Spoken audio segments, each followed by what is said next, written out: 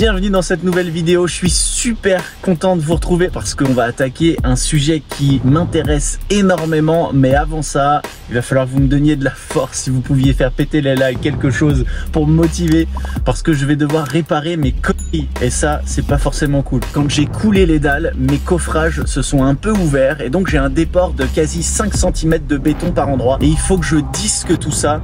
Et je sens que ça va pas être une sinécure. Avec Elise, on a acheté une vieille cabane sur un terrain de 120 mètres carrés. Notre mission, en faire une villa de luxe.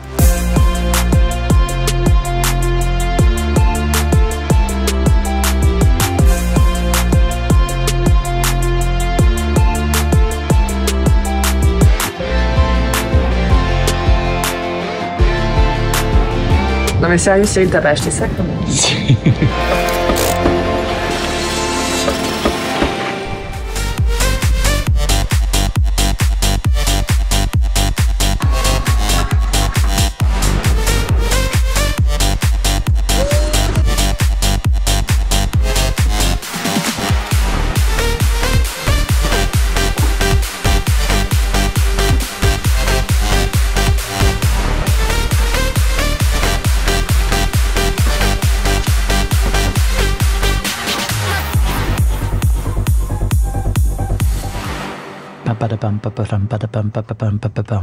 Ah, pardon, la musique est finie.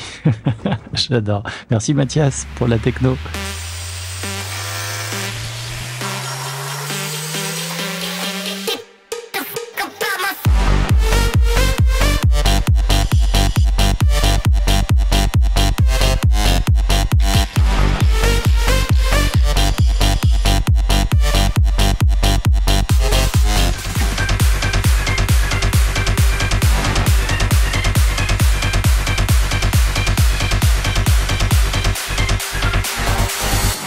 Aujourd'hui, c'est un grand jour. Pourquoi c'est un grand jour? Eh bien, parce qu'on commence l'ITE et j'ai, Anthony, l'Anthony national, formateur dans le centre Weber.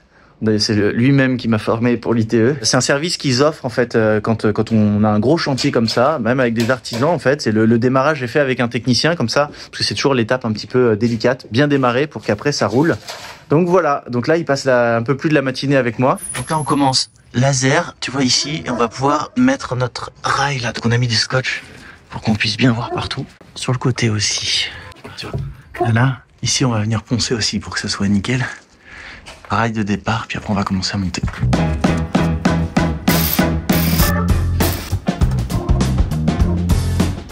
Tu vois ici on a bien 3 mm, donc pensez à la dilatation aussi. Ça sert pour éviter que les rats ou les rongeurs, quoi que ce soit, ne remontent dans l'isolation. Quand tu cales ton rail, tu mets toujours des cales de 5 mm, parce qu'en fait faut penser à ton épaisseur de colle. C'est une colle mais ça sert de calage pour tes panneaux d'isolant. Donc toujours petite astuce, tous les 30 cm déjà tu mets une cheville à frapper et ensuite cale de 5 mm. Voilà, ici une jonction parce qu'il faut que ça puisse dilater. Donc ça c'est un petit truc spécial, mais sinon tu laisses 3 mm et puis là on va continuer cette partie là.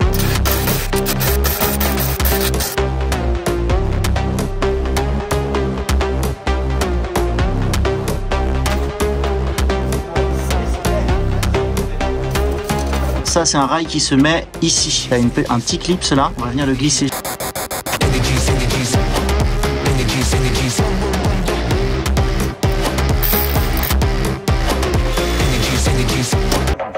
Bon, je te fais une petite explication super importante. Quand tu colles tes plaques, surtout en périphérie comme ça, donc que ça soit en bas, sur les côtés, tu sais, normalement tu les cales avec des plots, mais là il faut faire vraiment ce qu'on appelle la lame d'air autour, c'est-à-dire vraiment venir mettre un bourrelet sur la périphérie. Il ne faut pas que l'air s'infiltre entre ton mur et l'isolant. Si tu le fais pas, s'il repasse, c'est 80% de ta capacité isolante qui est perdue. Je le précise, il y aura forcément une lame d'air qui va passer puisqu'après c'est des plots. Mais par contre, il faut que la neutraliser, c'est-à-dire qu'il ne faut pas qu'il y ait un flux qui puisse passer à l'intérieur. Donc pas d'entrée et pas de sortie. Something real, something raw, not accidental, no I'm sure. You're not needed, show you the door, but what's that, yeah, are you sure? Yeah, that's a rental, yeah, what a bore. Lying, nothing in your core. Donc la lame d'air toujours. Buying, yeah, before, but do what I need to, always sure. Something real, something raw, not accidental, no I'm sure. You're not needed, show you the door. What's that, yeah, are you sure? Yeah, that's a rental, yeah, what a bore. Lying, nothing in the core. Buying, yeah, what for? But do what I need to, always sure. Ici j'ai mis une bâche parce qu'il va pleuvoir ce week-end. Ça évitera que la fibre de bois ne se gorge de flotte. On mettra la bâche au niveau suivant après. Tenez, j'ai une petite question pour vous. Vous pouvez me dire en commentaire combien, alors sur l'ITE de la maison fait à peu près 150 mètres carrés habitables. Combien d'après vous je me fais livrer de palettes pour isoler cette maison? Voilà, vous pouvez me le mettre en commentaire.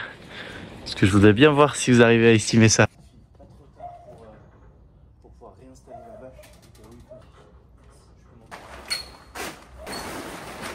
C'est des chevilles à frapper, donc on les prend de la dimension de l'isolant et quand on appuie dessus, ça s'expanse comme ça, quoi. Donc là elle est expansée et elle va venir se prendre donc cette partie-là dans la brique. Le nombre de chevilles par panneau d'isolant, c'est en fonction de la zone en France, tu vois. Ici on n'a pas de fort vent, on n'a pas de problème, donc c'est 5 par panneau, mais ça peut varier en fonction de la région dans laquelle tu te trouves.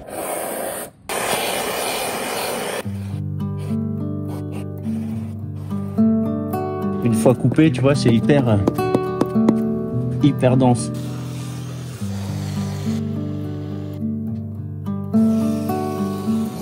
Donc la mousse va me servir vraiment à faire cette isolation entre les deux maisons.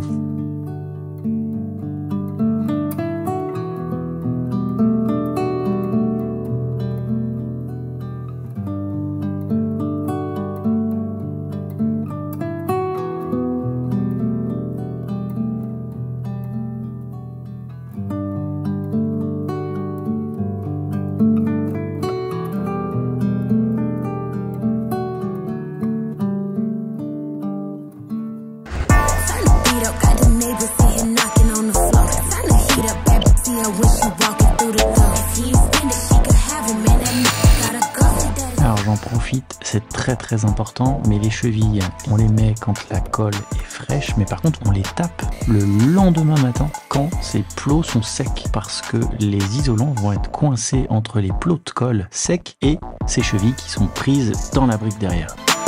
On positionne donc les plots de colle toujours de la même manière pour pouvoir ensuite percer dans les plots de colle, c'est très important.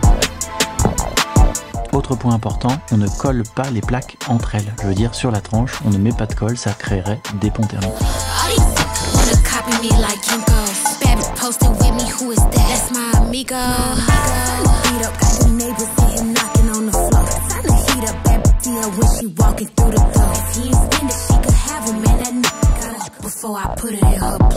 Ici, cette baguette, donc c'est une baguette d'angle, elle est un peu spéciale parce qu'elle a un petit rebord, donc c'est une Delta 6, je crois qu'elle s'appelle. Elle te permet d'avoir 6 mm de produit, donc entre le sous-enduit et la finition. Et on la met ici parce que déjà c'est beaucoup plus joli, ça te permet d'avoir vraiment des arêtes parfaitement nettes. Et ça va nous permettre d'enduire et de finir ce mur ici, tu vois, chez le voisin, avant de finir ça. Et d'avoir un raccord qui va être nickel. Et on vient le coller, on met, et après on appuie, on prend la grande règle et ça nous permet de bien le mettre comme il faut. Et là, on va écraser et la colle va sortir. Donc dans les fibres, hein, je fais un petit rappel de manière générale, les trames comme ça un peu épaisses, jamais se dire que on va, même celle autocollante là, qu'on va poser ça sur le support, comme ça la trame, et qu'on va enduire par-dessus. Ça ne tient pas, c'est toujours, j'insiste, de l'enduit en dessous et par-dessus. Voilà, donc là on vient serrer la fibre et après on réenduit par-dessus. On peut le faire même frais dans le frais la plupart du temps, mais ça c'est vraiment important, sinon quand on arrache on se rend compte que la matière même avec, alors que c'est des grillages comme ça, la matière n'est pas passée à travers. Voilà, petite astuce très importante. Ici on utilise la spatule crantée pour laisser de la matière en fait, et on va venir fondre donc la trame dedans. Tu vois la trame qui est là. La première on peut la mettre horizontale et après on va faire des bandes verticales.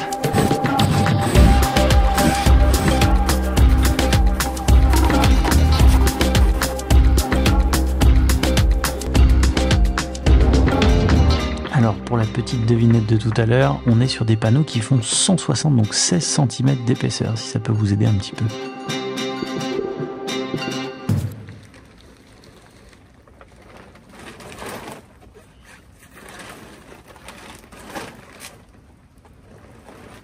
La fibre de bois a beaucoup d'avantages, mais elle a bien un inconvénient, c'est que lors de la pose, il ne faut pas qu'elle prenne l'eau. Là, on avait la dépression cœur qui est passée, donc j'ai dû bosser sous la flotte pendant 2-3 jours non-stop.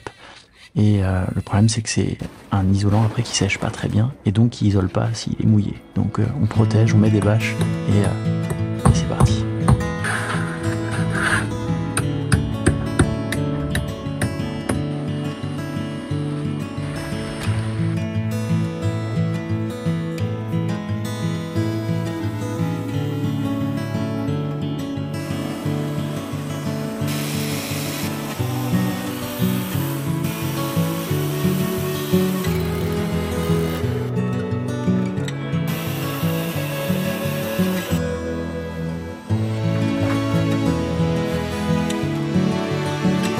Ça peut paraître un peu surprenant parce qu'on est sur des matériaux comme de la fibre de bois. Le seul moyen de remplir quand on a des tout petits espaces, là on parle de 5 mm, on veut pas que l'air passe dedans, et bien c'est de mettre de la mousse expansive. Donc évidemment c'est une mousse à expansion contrôlée, on veut pas une mousse qui gonfle énormément, sinon ça pourrait soulever les panneaux, c'est vraiment pas le but.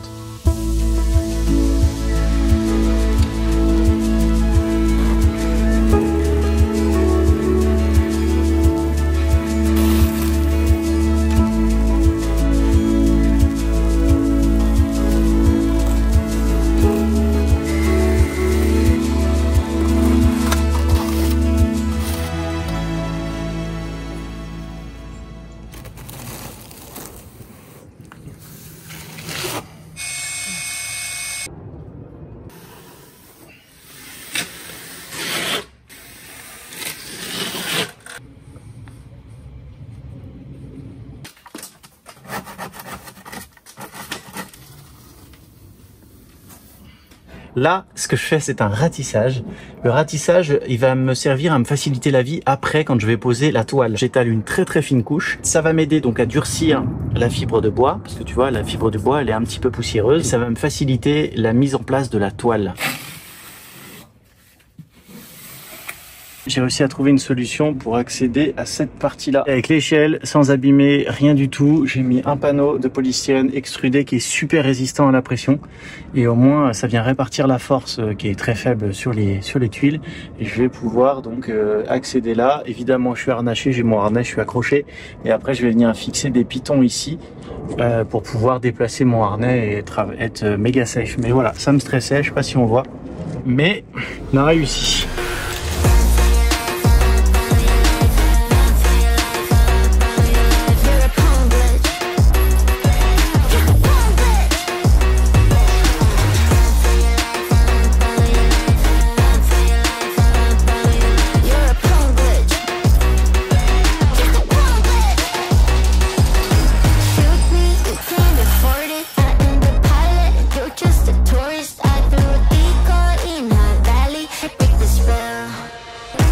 Le petit profil goutte d'eau et puis on mettra un solin par la suite pour que l'eau de ruissellement s'écoule sur la toiture voisine. Bon, eh bien, c'est une fin. Waouh! On va essayer de cadrer correctement. C'est une fin de vidéo décoiffée. J'espère que ça vous a plu, le début de l'isolation thermique par l'extérieur. T'as vu, on a tous les isolants. Ça change même l'acoustique de la pièce, c'est trop bien. Si ces formats vous plaisent, les vidéos vous plaisent, n'hésitez pas à le dire en commentaire ou à juste laisser un like parce que ça paraît rien, mais en fait, ça nous aide au niveau de l'algorithme pour que les vidéos se soient plus vues et moi, ça m'encourage énormément. Bref, allez, ciao! Et d'ailleurs, je vous donne des petites nouvelles d'Élise. C'est ma compagne depuis 10 ans maintenant. Elle était souvent sur les vidéos. En ce moment, elle est moins présente, tout simplement parce qu'elle a créé un podcast et que ça lui prend énormément de temps. Elle a fait un podcast avec sa collègue qui s'appelle Élise aussi. D'ailleurs, elles ont un compte Instagram qui s'appelle Les Élises. Ça parle pas mal de pédagogie, de sujets concernant l'éducation. Si vous êtes parent, il y a pas mal d'épisodes sur les différentes rentrées, les petits détails qui peuvent vous rassurer en tant que parent. Et puis après, il y a des sujets aussi un peu plus d'actualité sur la santé mentale, le racisme. Si vous hésitez pour vos enfants de les mettre dans le privé ou dans le public, je vous conseille vraiment d'aller voir. Je vous mets le lien Linktree dans la description. Il y a aussi un épisode très intéressant sur l'égalité filles-garçons à l'école. C'est des petites choses auxquelles je n'avais pas forcément pensé et je trouve ça, je trouve ça passionnant.